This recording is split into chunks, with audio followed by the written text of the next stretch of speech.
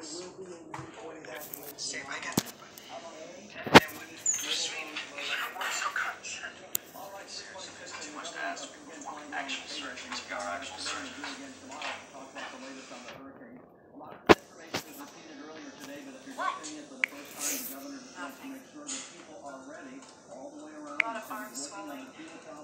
Anybody in the Florida Keys, please get out of here. Just leave here.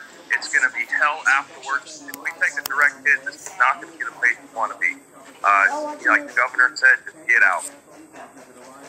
But Mike, if you get hurt, there are really no resources for you. There are going to be no hospitals that are operational. Right, I've teamed up with Reed Timmer and some other storm chasers, and between us we have lots of medical supplies.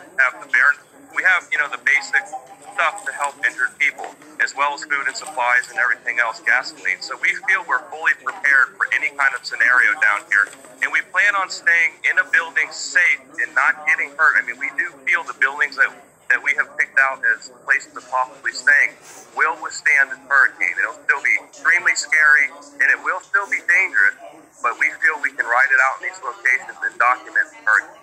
Okay, so one of the things about the Keys, for anyone who has been there or seen pictures of the Keys, is they are connected by these above water bridges, these sort of highways. It's it's almost a beautiful stretch of highway that connects the Keys.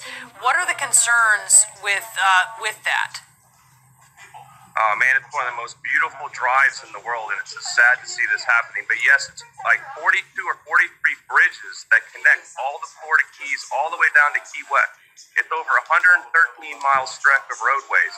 And I think the big problem is not only the bridges, but sometimes just before the bridge, the road gets washed away. So the bridge might actually be there, but still the road's washed away. And I've seen this in several hurricanes that I've documented here over the years, much less strong as this one. And the water comes over the island, the bridges, get closed down, and you're basically stuck here. So we are planning on that. We're not going to be surprised if we're stuck here for a week. We're fully prepared for that, and like I said, this is my home. I was born and raised here, and this is heartbreaking. No, it really is. All right, Mike Tice, you stay safe. We know you have supplies there, but, and we know you're going to be cautious. We'll be thinking of you as you're riding out this storm. As the governor warned there, he said, we can't recreate your family. He wants people gone for mandatory evacuation areas like the Keys. Coming up, I'm going to talk with an American tourist who is stranded on a Caribbean island that is about to get slammed by Hurricane Irma. We're going to talk to her about how she is planning to ride out this storm. Also, the president's son, Don Jr., facing questions on Capitol Hill, what he is telling investigators about his infamous meeting at Trump Tower with that on the island of St. Martin, the four largest buildings. Well, let's back up and we can let everyone know what the latest is by looking at the destruction that we're getting reports from the islands of Barbuda and St. Martin. Prime Minister Barbuda is saying that the island is barely habitable. The French foreign minister in St. Martin is saying now the four largest buildings on the island are completely destroyed. Most of the buildings are partially or completely destroyed. We have not heard yet from Anguilla. That is monstrous. We talked about Super Typhoon Haiyan, the strongest storm to ever make landfall anywhere on the earth. This was in November of 2013. That was powerful. But this one surpasses that in the sustaining strength. This has now been over 30 hours with winds of 180 miles per hour or stronger. So again, there's a big concern here. Notice the radar. We're about 50 miles from San Juan. So we didn't expect a landfall in Puerto Rico, and it will not make landfall in Dominican Republic or Haiti. But notice the eye. Now, just around the eye, notice that color of yellow. What we may be seeing here is one of those reorganization processes. It's called an eye wall replacement cycle, where the strong winds in the eye fan out, create another eye, and then that banner, that outer band, tightens back up, and it gains strength again. Now, this process can take 10 to 12 hours, but that's maybe what we're seeing here. We talked about it happening maybe 2 or 3 times before it reaches Florida. One thing we know, that outer band is going to lash the coast with 4-foot storm surge. We've got winds over 60 miles per hour already in San Juan. They're going to get stronger. Now to the track. Didn't change much from this morning to this afternoon. We'll have another one later this evening. But it did change from last night, shifting eastward somewhat. Notice the cone of uncertainty. they're keeping this cone still over into the Gulf of Mexico because that's still a possibility. But it's been dragged a little bit to the east. That opens the door to maybe not a landfall in southern Florida, although it's looking more like that. But we're going to watch it day in and day out. If the trend continues eastward, maybe, just maybe, it'll slide off the coastline. That is not good news for the Carolinas. But notice this one model. That's what we want to see. But unfortunately, because it's the only one, we consider that an outliner. Now, there's about 71 computer models. 50 of them are under the umbrella of the European, 21 under the U.S. model. So these are the 21, and they're trending more to the east. So we could see a variety of landfalls. Most likely, now we're looking at maybe not the possibility of interaction with Cuba, which would keep its strength. The one thing this reminds me of, last year, Matthew. Remember, you could probably recall, those who lived there know the damage. We had a storm surge down in western Haiti of 26 feet, and that's where the majority of the fatalities were. We had a few in Cuba, but I believe we had over 20 from the historical flooding in the Carolinas. But that cost $15 billion. It just hugged the coastline. So the catastrophic damage stayed offshore, and we had light to moderate, although it was catastrophic in toward the Carolinas. And Wolf, look at this. We talked about Jose becoming a hurricane. It is. And now we've got Katia. That was named a tropical storm this morning. And now it's a hurricane.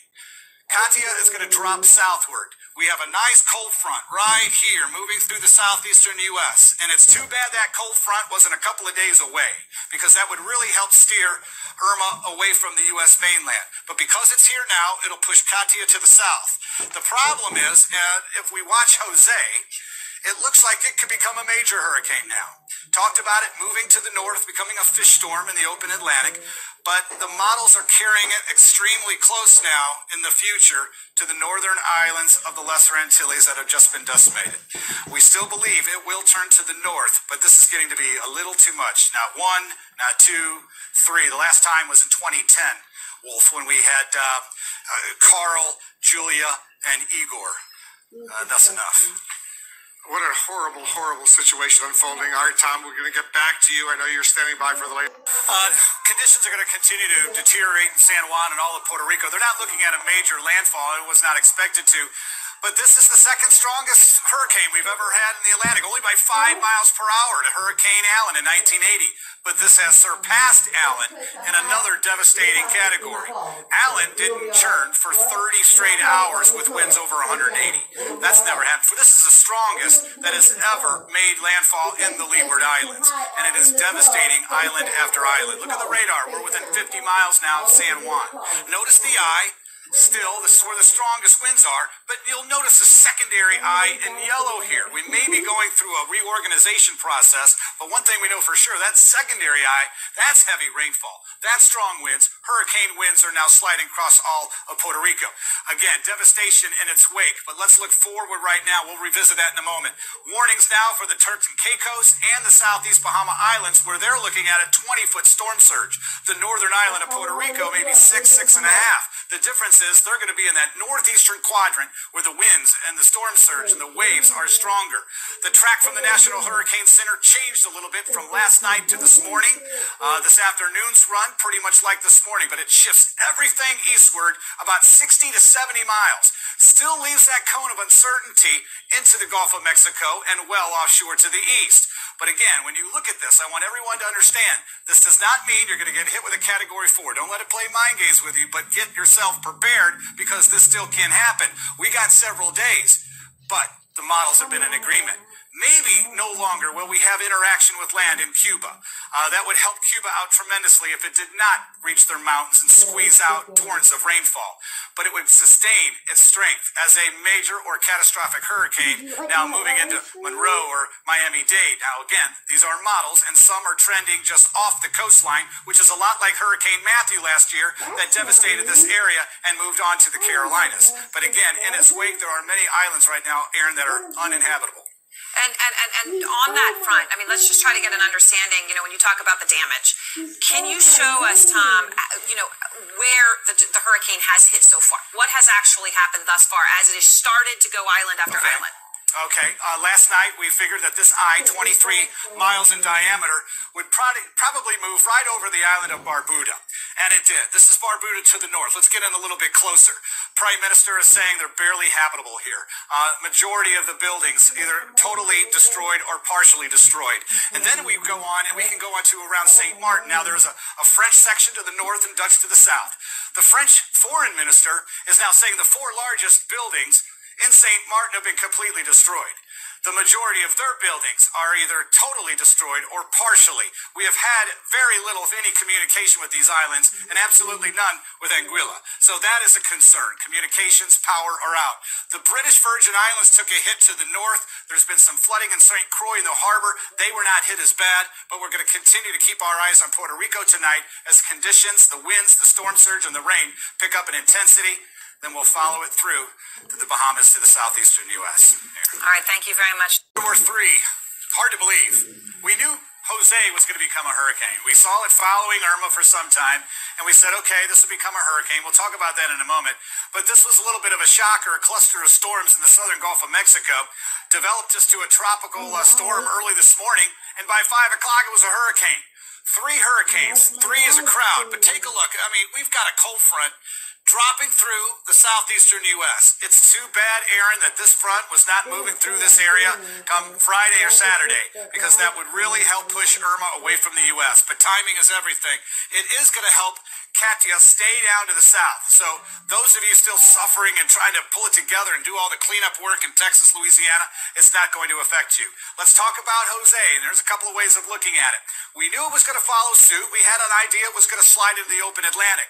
But by looking at the rain pattern from Irma, and you can see the track, how it stays mainly over water and heavy rainfall, that's even in southern Florida, you can see the rain track for Jose. It does slide off, kind of follows Irma while it moves to the north, but it gets dangerously close to those northern islands of the Lesser Antilles, and it could be a major hurricane at that point. What we have going on right now are conditions continuing to deteriorate in Puerto Rico. We're finding the back edge slowly leaving the island so they can get some aerial assessment tomorrow in daylight. Aaron, this storm, again, continues to make its way toward the Turks and Caicos and the Bahama Islands. As you know, you've all seen the track, and we'll continue to update it. And a new track comes out 11 o'clock tonight. All right, we'll be watching for that just to, in the hopes it just inches off that coast. Deteriorate Anderson and Puerto Rico and San Juan. They're getting gust over 60 right now, and the rain's really going to start to pick up. Yesterday we told you there's only one other hurricane in recorded history in the Atlantic that was stronger. That was Allen in 1980. But Irma surpassed Allen in one dangerous category. This has been